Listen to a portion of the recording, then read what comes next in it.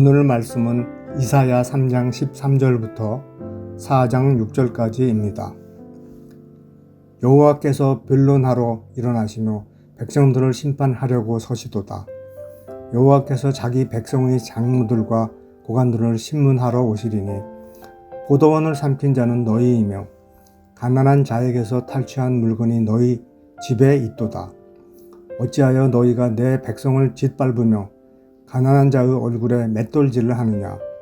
주 만군의 여호와 내가 말하였느니라 하시도다. 여호와께서 또 말씀하시되 시온의 딸들이 교만하여 느린 목 정을 통하는 눈으로 다니며 아기작거려 걸으며 발로는 쟁쟁한 소리를 낸다 하시도다. 그러므로 주께서 시온의 딸들의 정수리에 딱지가 생기게 하시며 여호와께서 그들이 하체가 드러나게 하시리라.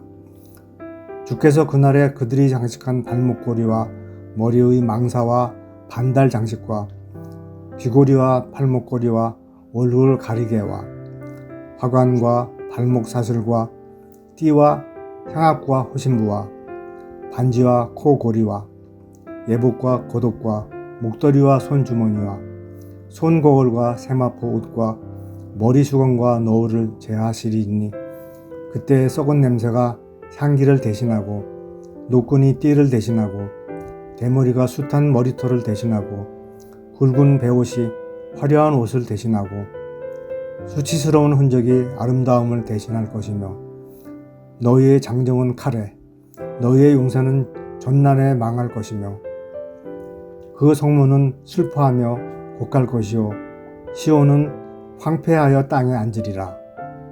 그날에 7 여자가 한 남자를 붙잡고 말하기를 우리가 우리 떡을 먹으며 우리 옷을 입으리니 다만 당신의 이름으로 우리를 부르게 하여 우리가 수치를 면하게 하라 하리라. 그날에 여호와의 싹이 아름답고 영화로울 것이요 그 땅의 소산은 이스라엘의 피난한 자를 위하여 영화롭고 아름다울 것이며 시온에 남아있는 자 예루살렘에 머물러 있는 자 곧 예루살렘 안에 생존한 자 중 기록된 모든 사람은 거룩하다 칭함을 얻으리니 이는 주께서 심판하는 영과 소멸하는 영으로 시온의 딸들의 더러움을 씻기시며 예루살렘의 피를 그 중에서 청결하게 하실 때가 됨이라.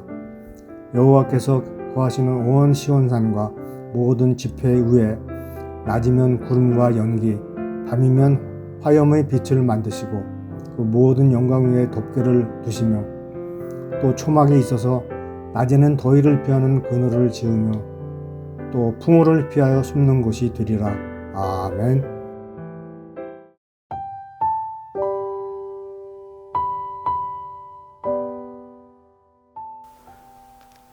오늘 본문은 심판과 회복을 말씀합니다. 먼저 3장 13절부터 4장 1절까지 심판을 말씀하는데요. 하나님은 백성의 지도자들에게 그 심판의 책임을 물으십니다.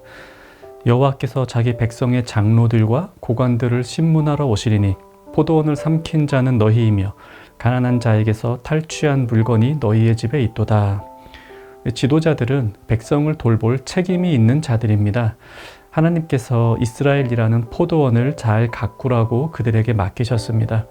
그러나 그들은 하나님의 포도원을 가꾸기는커녕 자신들이 그 포도원의 주인 행세를 하며 가난한 자들을 착취하였습니다. 하나님께서는 가장 먼저 책임을 다하지 못한 지도자들에게 심판의 메시지를 전하십니다. 이 말씀의 적용을 우리나라의 정치 지도자들이나 교회의 중직자들을 대상으로 할 수도 있겠습니다. 하지만 교회로서 우리 모두에게 적용해 보는 게 더 좋겠습니다. 하나님은 온 세상이라는 텃밭을 우리에게, 하나님 백성에게 맡기셨습니다. 여호와 하나님이 그 사람을 이끌어 에덴 동산에 두어 그것을 경작하며 지키게 하시고, 하나님은 사람에게 하나님이 만드신 세상을 경작하라고 명하셨습니다. 이 경작은 농사 용어이지만 아담과 하와가 농사만 짓는 사람들은 아니었기 때문에 이 명령은 농부가 밭을 가꾸듯이 하나님의 형상대로 지음받은 사람에게 온 세상을 가꾸고 다스리라는 명령입니다. 오늘 본문에서 하나님은 지도자들에게 책임을 물으셨습니다. 교회인 우리는 책임의식을 가지고 살아갑니다. 이 청지기 의식이라고도 하죠. 청지기는 주인이 맡긴 것을 관리하며 집안을 돌보는 사람입니다. 온 세상의 청지기로서 우리는 자신을 하나님이 보시기에 합당한 사람으로 가꿀 뿐 아니라 이웃과 사회에 대한 책임도 함께 가져야 합니다. 하나님은 온 세상을 심판하실 때에도 가장 먼저 하나님의 백성인 교회를 만나실 것입니다. 그때에 청지기의 사명을 다한 모습으로 주님을 만나는 것이 우리의 바람입니다. 이어서 16절부터는 백성들이 심판받을 만한 무슨 일을 했는가 이것이 나오는데요. 결론부터 말씀드리면 사람들은 자신이 사랑했던 것들 때문에 심판을 받습니다.